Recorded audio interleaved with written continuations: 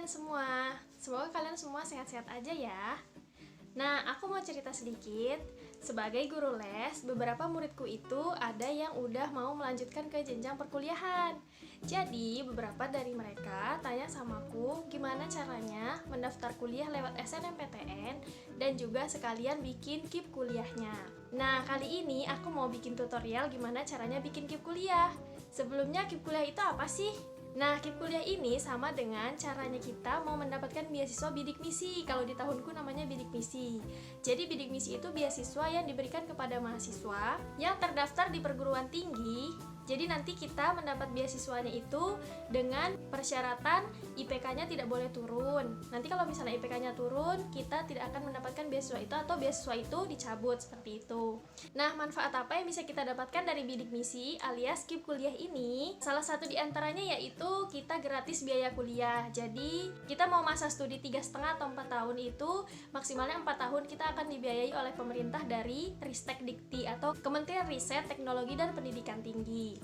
Di situ kita sudah gratis biaya kuliah, lalu kita mendapatkan uang semesteran sebesar, kalau di zamanku itu Rp3.900.000. Namun untuk saat ini itu jumlahnya bervariasi ya guys. Nah, untuk mempersingkat waktu, let's get to the video. Yang pertama, kita harus buka webnya dulu. Buka di Google kip.kuliah.kemdikbud.go.id atau kita ketik aja di Google itu KIP kuliah gitu, nanti dia muncul kok websitenya.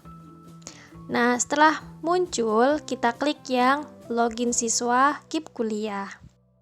Nah, di sini muncul beranda awalnya yaitu Kartu Indonesia Pintar Kuliah. Kita harus memasukkan nomor pendaftaran dan kode akses. Karena kita belum mempunyai nomor pendaftaran dan kode akses, maka kita harus daftar baru dulu. Klik daftar baru. Nah, setelah itu kita diwajibkan untuk memasukkan nomor induk kependudukan atau NIK, nomor induk siswa nasional atau NISN, nomor pokok sekolah nasional atau NPSN, dan email yang akan kita gunakan untuk mendaftar Kartu Indonesia Pintar Kuliah. Kita masukkan satu persatu ya, mulai dari nomor induk kependudukan atau NIK. Jika teman-teman belum mempunyai KTP atau KTP-nya sedang dalam proses pembuatan, maka kita bisa lihat di kartu keluarga.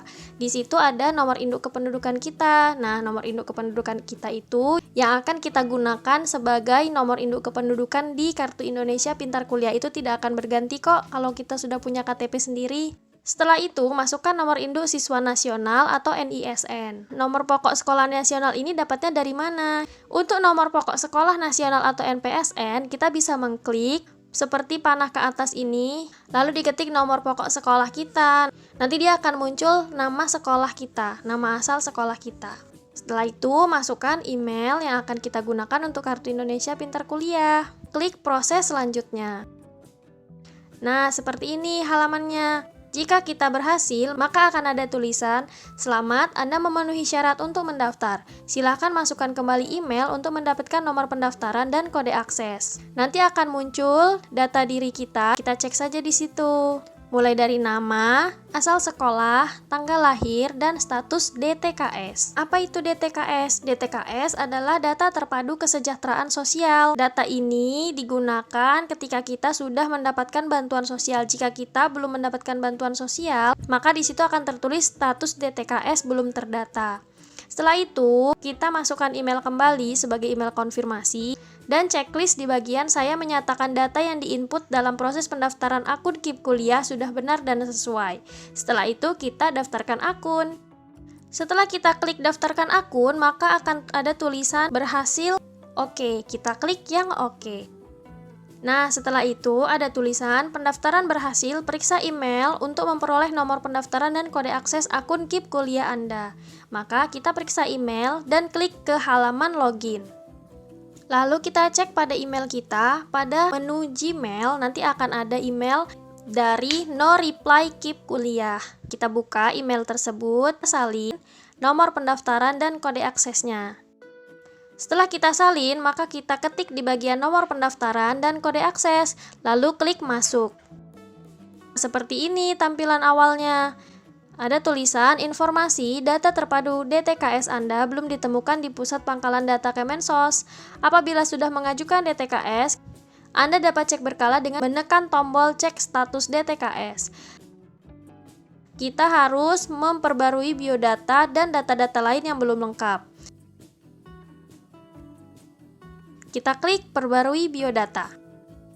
Kita masukkan datanya yang diminta satu persatu. Masukkan foto dahulu. Foto ini formatnya harus JPG atau JPEG dan maksimal size-nya itu 300 KB. Jika size-nya kebesaran atau kekecilan, kita bisa mengubah atau di-convert menjadi size yang diminta. Di sini yang sudah terisi secara otomatis adalah NISN, nama siswa, NIK, asal sekolah. Nah, untuk tahun lulus, tempat lahir, dan keterangan-keterangan yang lain jika belum terisi, maka kita bisa isi sesuai dengan yang ada di kartu keluarga. Atau jika teman-teman sudah punya KTP, bisa diketik berdasarkan KTP yang ada. Setelah selesai semua, dicek satu persatu dari atas sampai bawah, lalu kita klik perbarui biodata. Nah, selain data biodata, kita harus memperbarui data keluarga, data ekonomi, rumah, aset, prestasi, dan rencana.